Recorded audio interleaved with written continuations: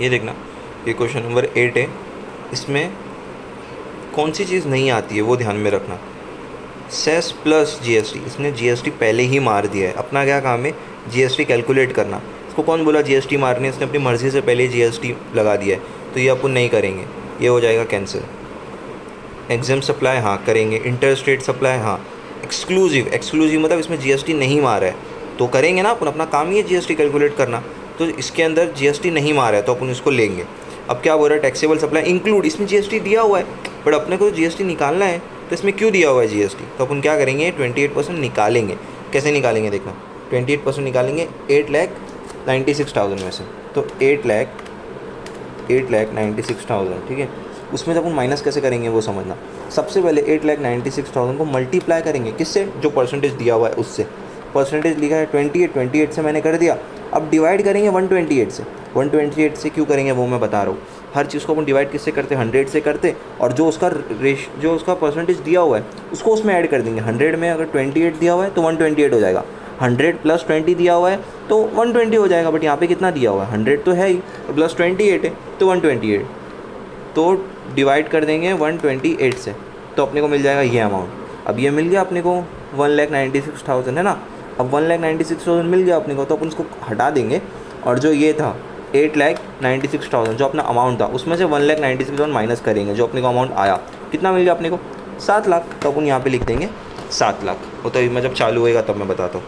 उसके बाद export of good भी लेंगे अपन। Inward supply on which tax is payable under reverse charges, ये अपन लेंगे ही नहीं, ध्यान रखना। Inward supply on which tax is payable, ये दिया हुआ है, छोड़ देना, इसको अपने को लेना ही नहीं है। सेस प्लस जीएसटी मार के दिया हुआ है, नहीं, इसको भी नहीं लेना है। यहाँ पे एक्सक्लूसिव जीएसटी है, मतलब जीएसटी लगाया नहीं है इसीलिए अपन ले रहे हैं इसको। यहाँ पे इंक्लूडिंग जीएसटी है उसके अंदर, तो अपन हटा देंगे। जीएसटी है तो जीएसटी था इसके अंदर 840 में, तो मैंने जीएसटी हटा दिया, ठीक है। एक्सपोर्ट ऑफ सर्विस दिया हुआ है, हाँ इसको भी लेंगे।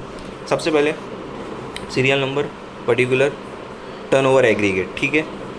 एग्जाम सप्लाई आ गया, इंटर स्टेट सप्लाई एक्सक्लूसिव जो वहाँ पे दिया हुआ था, पहला दिया हुआ था पहला लिखे, दूसरा नहीं लिखेंगे, तीसरा लिखेंगे, चौथा लिखेंगे। बट चौथा क्या बोल रहा है, इसमें दिया हुआ है 8,96,000, तो अपन ने अभी निकाले ना, 1,96,000 हटाए, तो यहाँ पे लिखा है मैंने 8,96,000 माइनस 1,96,000, तो अपने को मिला 7 लाख, जो मैंने अभी करके बताया, तो यहाँ पे आ गया 7 लाख। उसके बाद टैक्सेबल, हाँ उसके बाद एक्सपोर्ट ऑफ गुड दिया हुआ है, तो हाँ लिख दिया यहाँ पे मैंने एक्सपोर्ट ऑफ गुड, उसका अमाउंट भी लिख दिया उसके सामने। फिर ये तो मैं नहीं लिखूंगा, छठा वाला बताया ना मैंने क्यों, inward supply of which tax is payable, ये अपने को नहीं करना है। एक्सपोर्ट ऑफ गुड मैं लिखूंगा, एक्सपोर्ट ऑफ गुड लिख दिया, सारा अमाउंट लिख दिया, सारा अमाउंट को ऐड किया मैंने, तो 22,66,000 मेरा अमाउंट आया।